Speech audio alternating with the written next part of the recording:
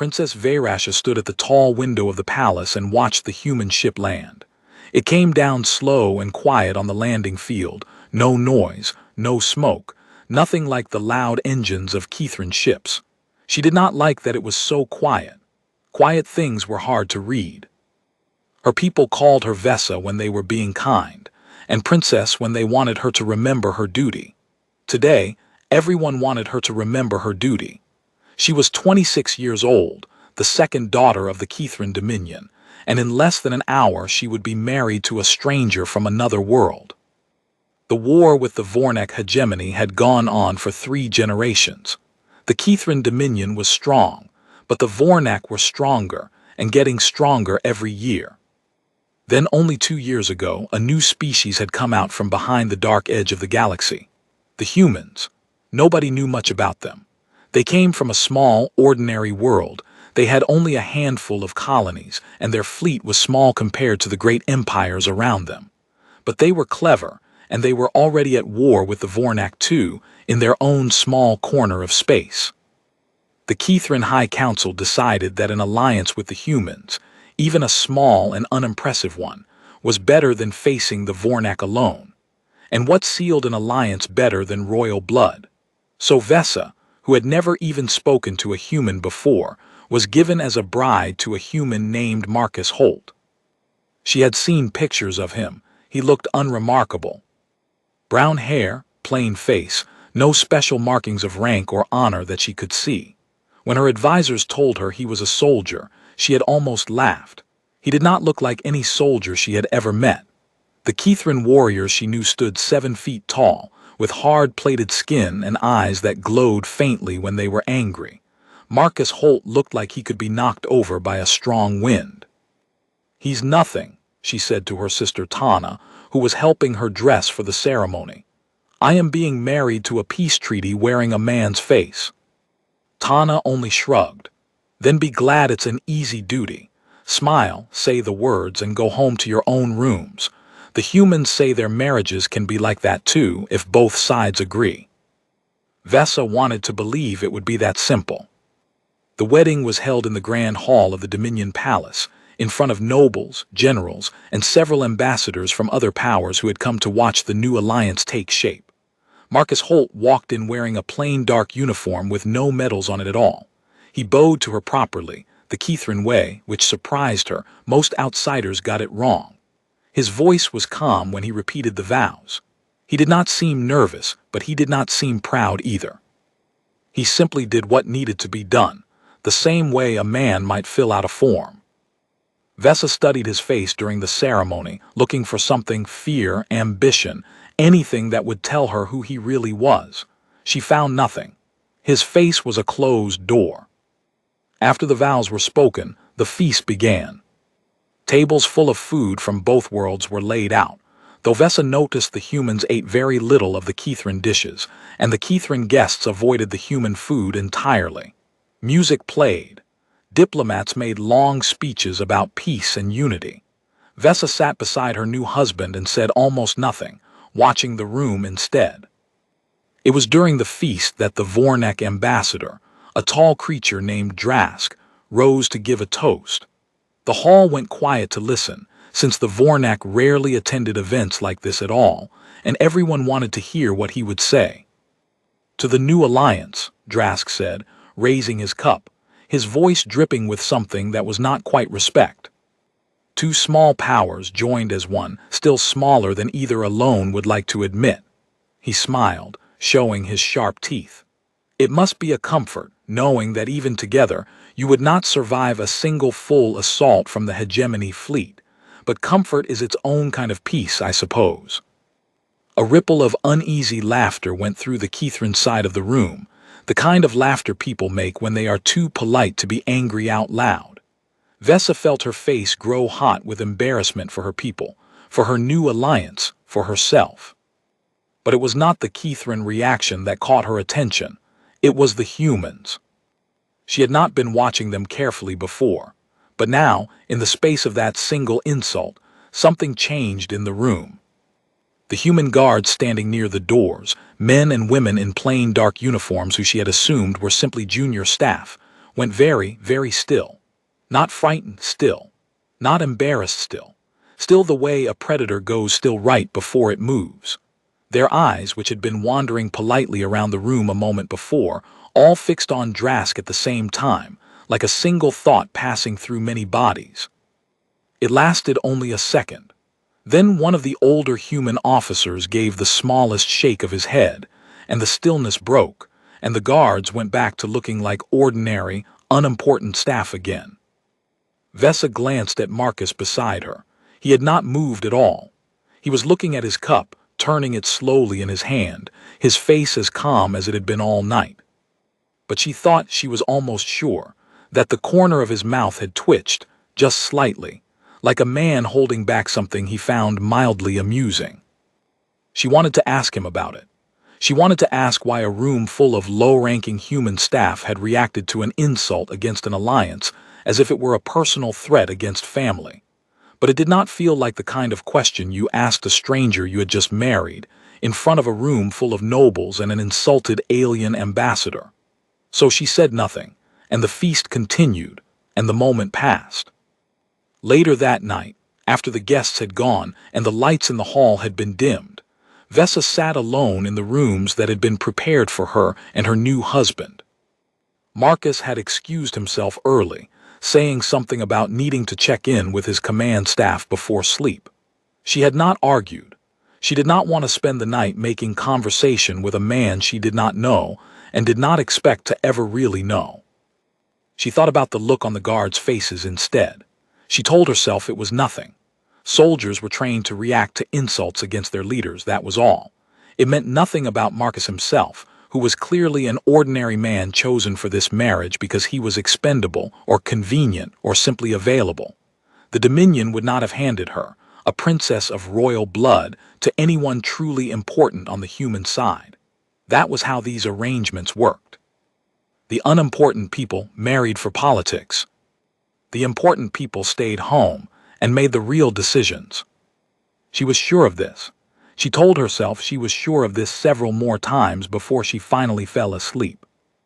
She did not yet know that on the other side of the palace, in a small, secure room with no windows, Marcus Holt was sitting with 3 of his senior officers, going over reports of new Vornak fleet movement near the border, speaking in a flat, quiet voice about response plans that no one outside that room would ever see written down. She did not know that the officer who had stopped the guards' reaction in the hall had only done so because attacking an ambassador, however insulting, was against protocol, not because there was no will to do it. She did not know, on her wedding night, that she had just married the single most dangerous man in 3-star systems, and that the only reason nobody knew it yet was because humanity had decided, long ago and for reasons of its own, that it was safer for everyone if the galaxy kept underestimating them. She would learn. It would take time and it would take blood, but she would learn. For now, she only knew that her husband was quiet and unremarkable, and that something about the way his soldiers had gone still in that hall did not sit right in her mind, no matter how many times she tried to talk herself out of noticing it. The first month of marriage passed in a strange, careful quiet. Vesa and Marcus lived in a joint residence built for them on the new colony world of Aldris Station, a planet chosen because it sat exactly between Kithrin and human territory, close enough to the Vornak border to matter, far enough to feel safe. At least, that was what the treaty papers said. Vesa had expected boredom. She had expected to spend her days attending ceremonies, smiling for cameras, and otherwise being mostly irrelevant to anything important. Instead, she found herself filling her time the only way she knew how, by paying attention. It started small. She noticed that the household staff assigned to her residence, all human, moved differently than other humans she had seen. They did not walk like servants. They walked like they were always aware of every exit in a room, every person in it, every distance between themselves and anything dangerous. She had seen that kind of walk before, in Kithrin honor guards who had survived real combat. She had not expected to see it in people who were supposedly just there to manage the kitchen and the gardens. She mentioned it once to Marcus lightly, as if it were nothing. Your household staff move like soldiers. He did not look up from the reports he was reading. Most of them are retired soldiers, he said. It's good work for people who don't want a desk job yet aren't ready to stop being useful. It was a reasonable answer. She let it go. But then there were the supply requisitions. Vesa had access to the colony's joint logistics records as part of her ceremonial role overseeing relations between the two populations. Most of it was dull: food shipments, medical supplies, construction materials for new housing. But buried in the human columns were entries for equipment she did not recognize at all. Weapon designations that did not match anything in the Dominion's intelligence catalog of human military hardware. Power cell shipments far larger than what a colony this size should need for civilian use. She asked her intelligence officer, a Kithran woman named Orsa, to look into it. It might be nothing, Orsa said carefully. New equipment types get introduced. Our records on human tech are still thin. We've only known them 2 years. Find out anyway, Vesa said. Orsa never got a clear answer. Every inquiry she sent to the Human Logistics Office came back polite, friendly, and completely unhelpful. Classification levels, need-to-know restrictions, apologies for the inconvenience. It was the kind of bureaucratic wall that, in Vesa's experience, only ever went up around things that mattered. She started watching the chain of command more closely too. On paper, Marcus held a modest rank, something equivalent to a senior captain, nothing close to general or admiral. And yet she noticed that when actual generals visited the colony, men and women with far higher rank and far more medals on their uniforms, they treated Marcus with a kind of careful respect that did not match his position at all. They did not order him around the way superiors order subordinates. They asked him things. They waited for his answers before making decisions. Once, she saw a visiting admiral actually pause mid-sentence to let Marcus finish a thought, something she had never seen a Kithran general do for anyone below them in rank. She began to feel, for the first time, that something about her marriage did not add up the way she had been told it would. The Vornak began testing the border about 6 weeks after the wedding. At first, it was nothing dramatic, small probing raids on the edges of the joint colony's patrol zone, the kind of activity any military expects when a new alliance forms and a hostile power wants to see how the new arrangement holds up under pressure. Vesa had grown up around border conflict. She knew the rhythm of it. A raid would come in, the defenders would respond, casualties would be reported on both sides, and then there would be a tense pause until the next raid.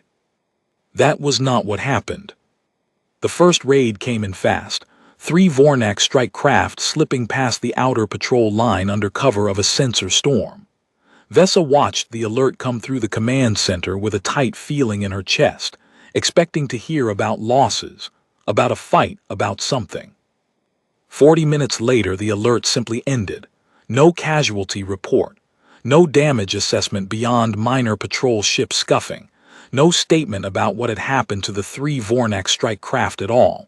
They were simply gone, not retreated, gone. Sensor logs showed them entering the colony's defensive perimeter and never showed them leaving it. Vesa asked the colony's joint defense coordinator, a stiff human officer named Captain Reyes, what had happened to the raiders. They were neutralized, Princess, Reyes said. Neutralized how? Where is the wreckage? Where are the survivors for questioning? Reyes's expression did not change at all. There's nothing to report beyond what's in the log, ma'am. The threat was handled. It happened again 2 weeks later, and again after that.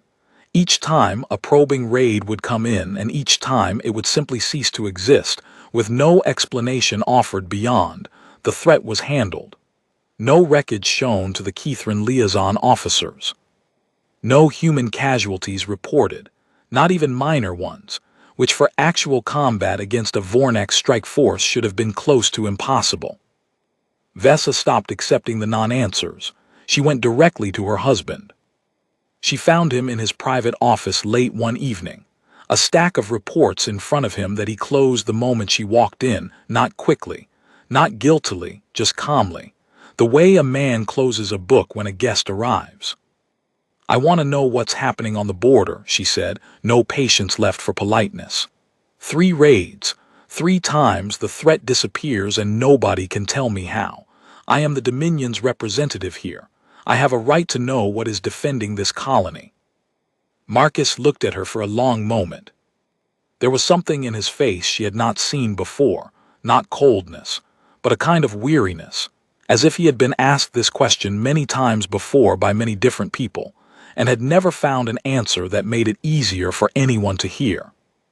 "You don't need to carry that," he said finally. "It's handled, that's all that matters." "That is not an answer." "I know," he said.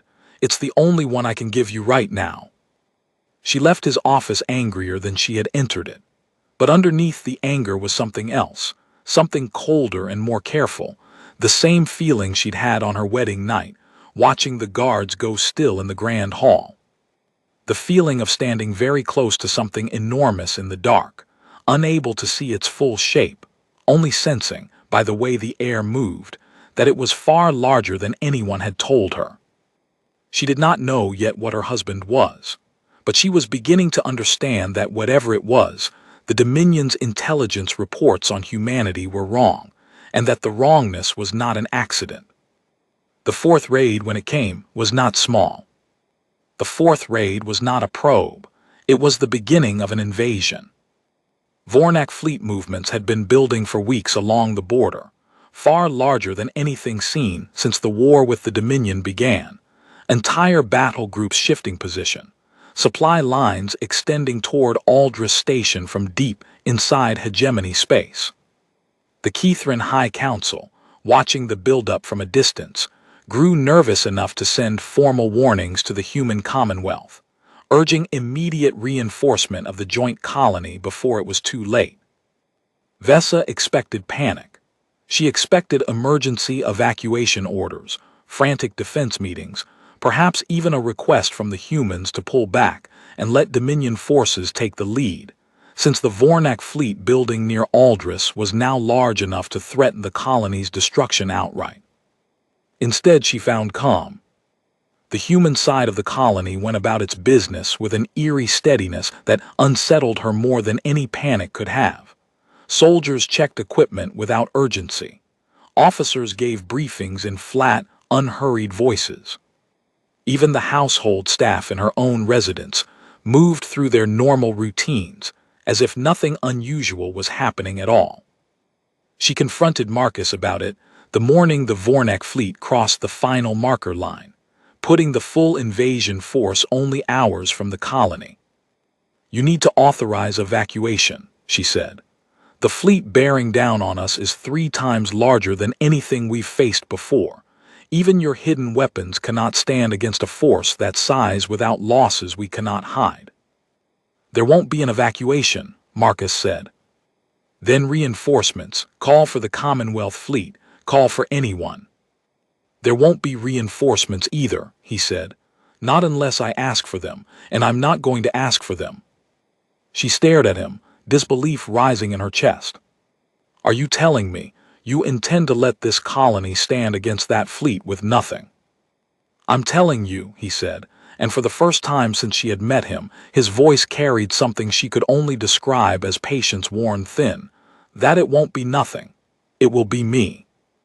He left her standing in the doorway of their residence less than an hour later, dressed not in the formal uniform he wore for ceremonies, but in dark, unmarked combat gear unlike anything in any catalog she had ever seen, no insignia, no rank markers, nothing that identified him as belonging to any unit at all. He kissed her on the forehead, the way a man might before leaving for an ordinary day at work, and told her to stay in the command bunker until it was over. She did not stay in the bunker. She went, against every protocol her own security detail tried to enforce, to the secondary observation deck, where the colony's main defense feeds were displayed across a dozen screens. She needed to see. She did not know why, only that some instinct deep inside her refused to wait blind in the dark while whatever was about to happen happened. The Vornak fleet entered orbit 2 hours later. It was, by any standard measure she had ever learned, an overwhelming force. Dozens of warships, thousands of ground troops in drop pods, enough firepower to flatten the colony from orbit if its commanders had simply chosen to do that instead of attempting a ground invasion meant to capture and humiliate rather than destroy. The hegemony wanted Aldris Station intact, as a prize, and they wanted the human weakling consort, who had married into the Dominion's royal family captured or killed publicly, as a lesson to anyone else who thought an alliance with humanity meant anything. Vesa watched the feeds with her hands pressed flat against the console to keep them from shaking. She watched the Commonwealth fleet, the real fleet, the dozens of warships that should have been mobilizing to meet this threat, sit motionless in reserve positions far from the colony, untouched, unordered, waiting. And she watched Marcus walk, alone, out past the colony's defensive line, toward an invasion force large enough to erase a continent. He did not run, he did not take cover. He walked, the way he had walked into the wedding hall months earlier, calm and unremarkable, as if he were simply heading toward a routine task that needed doing. The first wave of Vornak drop troops hit the ground less than a mile from his position. Vesa watched the feed sharpen on him, the colony's automated cameras tracking the only human figure visible on an otherwise empty battlefield, and she felt something close to horror rise in her throat, certain she was about to watch her husband die in front of her, broadcast on every screen in the command center. Then the first wave of Vornak troops simply stopped existing. There was no dramatic explosion, no visible weapon discharge that the cameras could clearly capture. One moment there were 200 armored Vornak soldiers advancing in formation. The next, the formation was gone, and Marcus was still walking, unhurried, toward the next wave forming up behind it. Vesa's mind refused, for several long seconds, to process what she had just seen. The Vornak commanders, watching from their flagship in orbit, clearly refused to process it too, because they did exactly what their doctrine told them to do when faced with an unexpected anomaly on the battlefield. They sent more troops. A second wave, larger than the first, dropped in around Marcus's position, encircling him from multiple directions, weapons fire lighting up the dark colony sky in bright streaks aimed at a single, unmoving point. When the smoke cleared, Marcus was still walking. The second wave was gone the way the first had been. By the time the third wave dropped, Vesa noticed something had changed in the way the Vornak troops moved, a hesitation in their formation, a ragged edge to commands that had been crisp and confident only minutes before. They had built their entire invasion plan around overwhelming numbers, around the assumption that no single defender, however skilled, could withstand a force this size. That assumption was now visibly, catastrophically wrong, and an army built entirely around one set of assumptions does not adjust quickly when those assumptions collapse in real time. Vesa stood frozen at the console, watching her husband, her quiet, unremarkable, polite husband, the man the Dominion court had mocked behind translated smiles at her own wedding feast, walk through wave after wave of an invasion force built to destroy a colony, without ever once breaking stride. She did not yet understand what she was watching. She only understood, with a certainty that settled into her bones like cold water, that everything she had been told about humanity, and everything she had assumed about the man she married, had been wrong from the very beginning.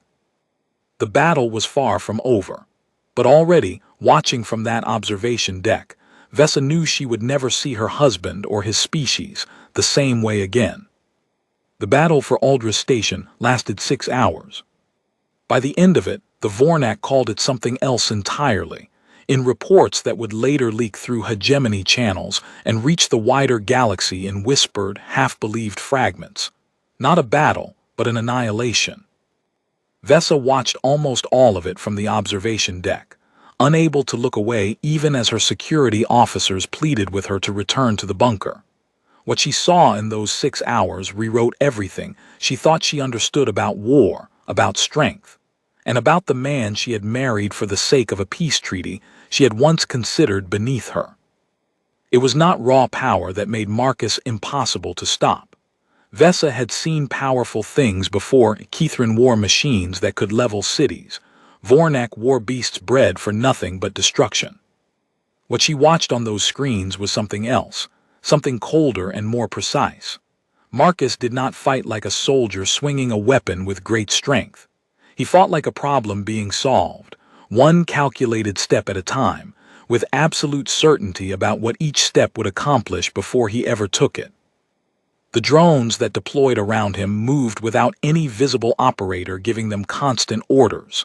They adjusted, retargeted, repositioned, as if they were thinking for themselves, learning the shape of the battlefield faster than the Vornak commanders above could process the data pouring in. Where Vornak doctrine called for honorable lines of engagement, formal challenge before overwhelming force, structured retreats when a position became hopeless, courtesies the hegemony extended even to enemies, because their entire warrior culture was built around the idea that war had rules even hostile species respected. Marcus extended none of it. He did not wait for formal engagement. He did not allow for honorable retreat. Every weakness the Vornak military culture considered a mark of civilized restraint, he treated as an opening, and he used every single one of them. Vesa began to understand, watching the patterns unfold across the screens, that this was not improvisation. This was practiced. This was doctrine, built by a species that had decided, at some point in its own bloody history, that war fought with restraint against an enemy who showed none was not honor. It was simply losing more slowly. Whatever had happened to humanity before it ever met another species among the stars, it had taught them that lesson permanently, and they had built every part of their modern way of fighting around never learning it twice. The Vornak fleet commander, a veteran named Tiral Voss who had led 3 successful invasions in his career, tried everything his training offered him. He concentrated fire. He attempted to draw Marcus into open ground where numbers should have mattered more. He deployed his most elite ground forces, soldiers who had personally killed dozens of enemies in honorable combat across a dozen worlds. None of it slowed the methodical, unbroken pace at which his invasion force was being dismantled. By the 4th hour, Tiral Voss made the decision no Vornak commander wanted to make. He ordered a full retreat, not a tactical withdrawal to regroup, but a complete fleet-wide retreat from the system, abandoning the invasion entirely. It was the kind of order that would end his career, and possibly his life once he returned to hegemony space, where retreat without victory was considered a stain no apology could remove. He gave the order anyway, because by the 4th hour it had become clear to him, watching his forces vanish wave after wave, that there was no version of this battle his fleet could win. Whatever continuing the fight would cost him in fuel and lives was no longer a calculation worth making. The retreating ships did not all make it out cleanly. Marcus, it turned out, had not been working alone in the way it appeared from the ground. The long-range systems built into the colony's outer defense grid, the ones Vesa had glimpsed in confusing supply requisitions months earlier, activated in the final hour of the battle, picking off fleeing Vornak transports with the same cold precision Marcus had shown on the ground. It was not mercy that let any of the Vornak ships escape at all. It was simply that the colony's defense network had limits to how far it could reach, and the fleet that survived had run far enough, fast enough, to pass beyond them. When the last Vornak ship cleared the system boundary, the battlefield around the colony fell silent. Vesa stared at the screens, at the wreckage scattered across the ground where an army 3 times the colony's defensive capacity had simply ceased to exist within a single afternoon, and at the lone figure still standing at the center of it, finally beginning to walk back toward the colony's perimeter at the same unhurried pace he had walked out at hours before. Her security officers finally convinced her to leave the observation deck as Marcus crossed back through the defensive line. She met him at the edge of the colony's medical bay, where officers and staff had gathered to confirm what the feeds had shown them. He looked tired, genuinely tired, the first sign of strain she had seen on him since the wedding, but otherwise unharmed, his unmarked gear scorched and dirtied but intact. He saw her standing among the gathered officers and gave her the same small, polite nod he might have given if he were simply returning from an ordinary patrol. Vesa found she had no words ready. Every question she had carried for months, about the staff who moved like soldiers, the strange weapon requisitions, the raids that simply vanished, the careful respect generals showed a man with a modest rank. All of it collapsed into a single, overwhelming realization standing in front of her, scorched and breathing hard but entirely unbroken. She had spent months believing she had married beneath her station, a soldier from a small, unimpressive species chosen for political convenience because he was expendable. She understood now, watching him stand quietly amid the wreckage of an army built to erase her home, that she had not married beneath anything at all. She had married something the rest of the galaxy had not yet learned to be afraid of. And she had a feeling, standing there in the ash and silence of the battlefield, that the galaxy's lesson was only just beginning. In the days after the battle, word of what had happened at Aldris Station spread faster than any official report could control it. The Vornak hegemony tried, at first, to bury the story entirely, but too many of their own retreating soldiers had seen it with their own eyes, and stories like that do not stay buried for long. Within 2 weeks, half the galaxy had heard some version of it. A single human soldier, no special rank, no advanced armor that anyone could identify, walking alone through an invasion force 3 times the size of the colony's defenses, and leaving nothing behind but wreckage. The Kithran High Council, which had agreed to the marriage treaty expecting little more than a useful buffer state, and a small ally to share the burden of the Vornak War, suddenly found itself the center of urgent diplomatic attention from powers across the region who wanted to understand exactly what kind of alliance they had stumbled into. Vesa found herself at the center of much of that attention too, whether she wanted to be or not. Ambassadors who had barely acknowledged her at her own wedding now sought her out personally, asking careful questions about her husband, about the Commonwealth, about whether what happened at Aldris was an exception or a demonstration of something the human Commonwealth could repeat at will. She answered most of them the same careful way Marcus had once answered her, politely, and without giving away anything that wasn't already public. But privately, she finally got the answers she had been chasing since her wedding night. She confronted Marcus 3 days after the battle, once the colony's repairs were underway and the immediate crisis had passed. She did not come to him with anger this time, though there was still plenty of that left in her. She came with the simple, direct demand that he explain, fully, what she had married, since she had clearly not been told the truth at any point before the ceremony. He told her, finally, without deflecting. Humanity, he explained, had not always been calm. Long before they ever met another species among the stars, they had spent centuries fighting each other, wars so destructive that by the time humanity finally unified and looked outward, they had already learned every lesson about restraint, escalation, and the true cost of underestimating an enemy that the rest of the galaxy was only beginning to learn now. When they finally met other civilizations, they made a deliberate choice, to appear smaller than they were, to let the galaxy believe their young, scattered colonies were as fragile as they looked, because a species that knows exactly how much violence it is capable of, and chooses every day not to use it, is far less likely to be tested by anyone foolish enough to try. We let people underestimate us, he said, because the alternative is a galaxy where everyone treats us as a threat to be removed before we grow stronger. It's safer for everyone, including you, if the only people who really know what we can do are the ones standing close enough to see it for themselves. And what about the marriage? Vesa asked. Was I ever meant to be one of those people, or was I simply not told the same as everyone else? Marcus considered the question longer than she expected. You were never supposed to find out the way you did, he admitted. The plan was a quiet treaty, a quiet marriage, nothing that would ever require what happened at Aldris. But plans change when the Vornak decide to test something they don't understand. He paused. For what it's worth, I'm glad you know now. I never liked keeping it from you. Vesa thought about the months of doubt, the small humiliation she had swallowed at court, the quiet contempt she had once felt for the unremarkable man she had been forced to marry. She thought about how wrong she had been, and how close the galaxy outside her own small experience still was to making the same mistake.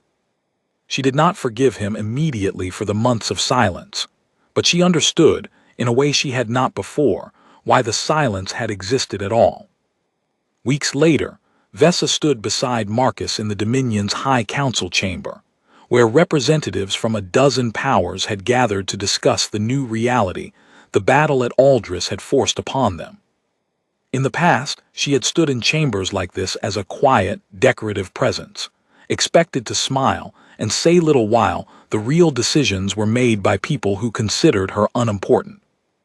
This time, when the Vornak's new ambassador, Tyrell Voss himself, sent in disgrace to manage the diplomatic fallout of his own defeat, attempted to suggest that the battle had been an unrepeatable fluke, a single soldier's lucky performance against an unprepared force, Vesa spoke before anyone else in the room could.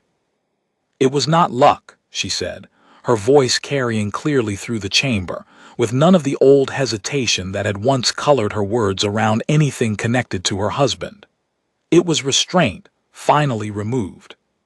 I would think carefully, Ambassador, before testing how much further it can be removed next time. The chamber went quiet. Tyrell Voss said nothing further. Vesa did not look at Marcus, but she felt him beside her, steady and unremarkable as ever, the same quiet man who had walked into her wedding feast months ago and let an entire room underestimate him completely. She understood now that she had not been given to him as part of a humiliating, unimportant treaty after all.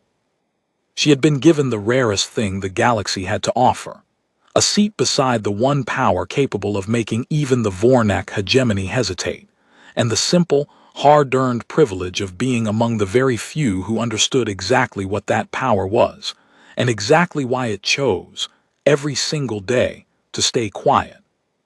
The peace her marriage had been meant to buy was no longer a fragile, uncertain thing bought with royal blood and careful diplomacy.